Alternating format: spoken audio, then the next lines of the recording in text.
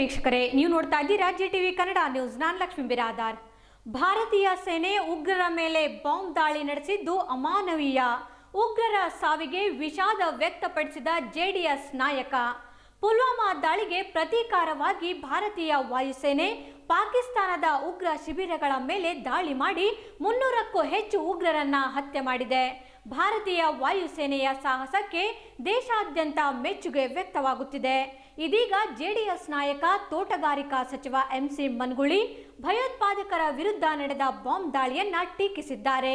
Surgical strike ಬಗ್ಗೆ ಮಾಧ್ಯಮಗಳಿಗೆ ಪ್ರತಿಕ್ರಿಯೆ ನೀಡಿದ ಅವರು, ಉಗ್ರರ ಮೇಲೆ ಬಾಂಬ್ ದಾಳಿ ಆಗಬಾರದಿತ್ತು, ಆಗಿದೆ. ಯಾರ ಮೇಲೂ ಬಾಂಬ್ ಹಾಕಬಾರದಿತ್ತು. ಮಾನವೀಯ ದೃಷ್ಟಿಯಿಂದ ಉಗ್ರರೇ ಇರಲಿ, ಯೋಧರೇ ಆಗಲಿ, ಬಾಂಬ್ ದಾಳಿ ನಡೆಸಬಾರದಿತ್ತು ಎಂದು ಹೇಳಿಕೆ ನೀಡಿದ್ದಾರೆ. ಮೇಲೆ ಪ್ರತೀಕಾರವನ್ನು ತೀರಿಸಿಕೊಂಡೈತಿ, ಅದಕ್ಕೆ ತಮ್ಮ ಅಭಿಪ್ರಾಯ ಏನು ಅಂತ? ನಾ ಹೇಳಿದ್ನಲ್ಲ, ಆಗಬಾರ್ದಾಗಿತ್ತು. ಪಾಕಿಸ್ತಾನದ ಮೇಲೆ ಬಾಂಬ್ ಹಾಕಬಾರ್ದಾಗಿತ್ತು. ಪಾಕಿಸ್ತಾನ ಮೇಲೆ ಅಲ್ಲ, ಅವ್ರ ಮೇಲೆ ಇವ್ರು ಹಾಕಲಿ, ಇವ್ರ ಮೇಲೆ ಅವ್ರು ಹಾಕಲಿ, ಇದು ಆಗಬಾರ್ದು. ಟೆರರಿಸ್ಟ್ಗಳ ಮೇಲೆ ಹಾಕಿರ್ತಕ್ಕಂಥದ್ದು ಸರ್, ಅದನ್ನು ಬಾಂಬ್ ಅದ್ರ ಮೇಲೆ ಹಾಕಿದ್ರೆ ನನಗೆ ಅದು ಇದಿಲ್ಲ, ಒಟ್ಟು ಮಾಡಬಾರ್ದು. ಸರಿ ಸರ್, ಹೌದು, ಅದು ಮಾನವೀಯ ದೃಷ್ಟಿಯಿಂದ ಆಗಬಾರ್ದು. ಇನ್ನು ಘಟನೆ ಆಗಿ ಹೋಗಿದೆ. ಈಗ ಅದ್ರ ಬಗ್ಗೆ ಏನು ಮಾತಾಡೋದು. ಅವರು 6 ತಿಂಗಳು ಹಿಡಿದು ಹೇಳ್ಕೊತಾರೆ, ಯಾರು ಹೋಗ್ಯಾರನು, ಯಾರು ಬಂದಾರನು.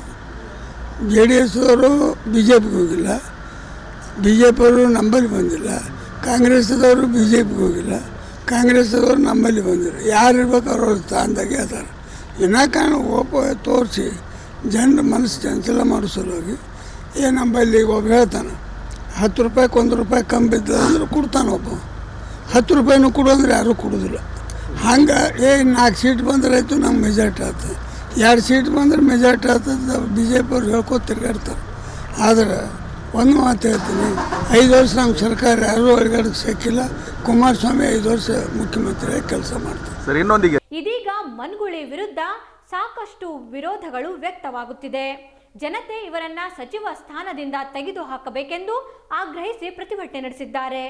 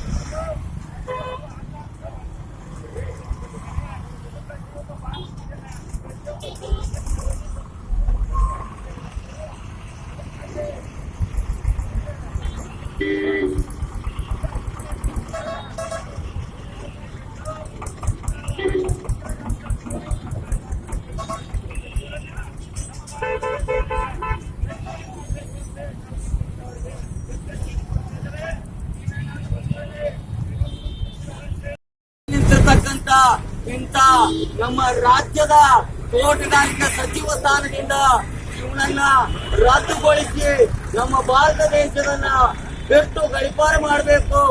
ಒಂದು ವೇಳೆ ಇವನ ಸಚಿವ ಸ್ಥಾನದಿಂದ ವಜಾಗೊಳಿಸದೆ ಹೋದರೆ ಕರ್ನಾಟಕ ರಕ್ಷಣಾ ವೇದಿಕೆ ಮತ್ತು ಎಲ್ಲ ದೇಶಭಕ್ತರು ಕೂಡಿ ಇವರನ್ನ ಗಡಿಪಾರು ಮಾಡಬೇಕಾಗ್ತದೆ ಅಂತ ಜನರಿಗೆ ಎಚ್ಚರಿಕೆಯನ್ನು ನೀಡ್ತಾ ಇದ್ದೇನೆ. ಎಂಸಿ ಮನಗೂಳಿ ಅವರೇ, ನೀವು ರಾಜಕಾರಣಿಗ ಮಾಡ್ತಿರ್ಬೋದು, ಆದ ದೇಶದ ವಿಷಯಕ್ಕೆ ಬಂದ್ರ ನಾವು ತುಮಕೂರಂತ ದೇಶಾಭಿಮಾನಿಗಳಲ್ಲ. ನೀವು ಪಾಕಿಸ್ತಾನದಲ್ಲಿ ಪಾಕಿಸ್ತಾನದವರ ಬೆನ್ನೆಲುಬಾಗಿ ನೀವು ಪಾಕಿಸ್ತಾನ ಕೋರಿ ಹೊರತಾಗಿ ನಮ್ಮ ಭಾರತ ದೇಶದಲ್ಲಿ ನಿಮಗೆ ಇನ್ನು ಉಳಗಾಲ ಮಾಡುದಿಲ್ಲ. ಇದು ಹೆಚ್ಚಾಕಮ್ಮ ಏನಾದ್ರು ಆದ್ರ ಎಲ್ಲ ದೇಶಾಭಿಮಾನಿಗಳು ನುಗ್ಗಿ ನಿಮ್ಮ ಪಾಕಿಸ್ತಾನಕ್ಕೆ ಗಡಿಪಾರು ಮಾಡೇ ಮಾಡ್ತೀವಿ ಅಂತಕ್ಕಂಥ ಮಾತನ್ನು ಈ ಸಂದರ್ಭದಲ್ಲಿ ನಿಮ್ಗೆ ಹೇಳ್ತಾ, ಮತ್ತು ಶೀಘ್ರದಲ್ಲೇ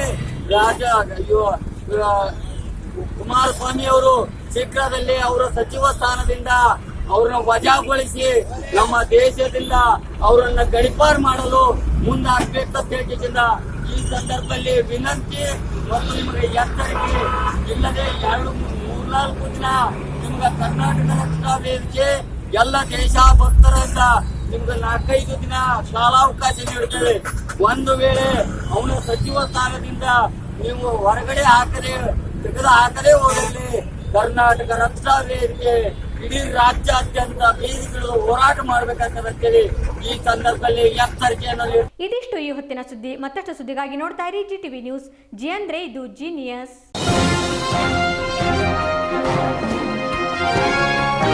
ಇದು GTV ಕನ್ನಡದ ಕೊಡುಗೆ.